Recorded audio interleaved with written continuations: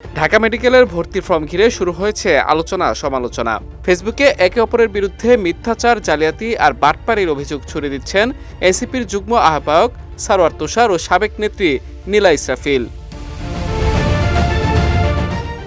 হাসপাতালে ভর্তির ফর্মে স্বামীর জায়গায় তুষারের নাম থাকা নিয়ে নীলা ইসরাফিল মিথ্যাচার করছেন বলে দাবি করেছেন তুষার। ৯ আগস্ট নিজের ফেসবুক আইডিতে এক পোস্টে সরোয়ার তুষার লিখেন, নীলা ইসরাফিল মাথায় আঘাতপ্রাপ্ত হয়ে আমাদের অফিসে এসেছিলেন।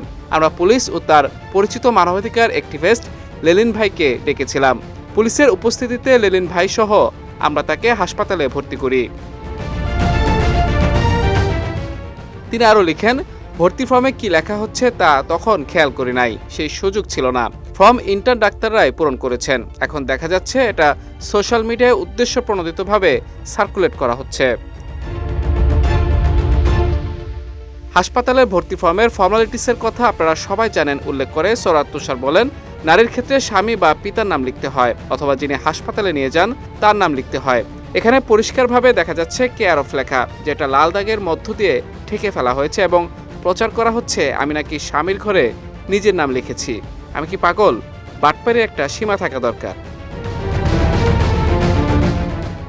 ওই ফেসবুক পোস্টে তুষার আরও লেখেন, হাসপাতালে রোগী যখন আপনি ভর্তি করবেন তখন পিতা বা স্বামীর নাম না জানলে তখন কেয়ার অফ লিখে যে ভর্তি করেছে তার নাম লেখা হয়।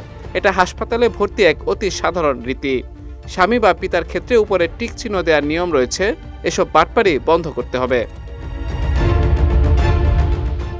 এর আগে নীলা ইসরাফিল নিজের ফেসবুক আইডিতে এক পোস্টে অভিযোগ করেন, তাকে ঢাকা মেডিকেল কলেজ হাসপাতালে ভর্তির সময় স্বামীর নামের জায়গায় নিজের নাম লিখেছিলেন সারোয়ার তুষার। তার এই পোস্ট ঘিরে শুরু হয় আলোচনা সমালোচনার ঝড়।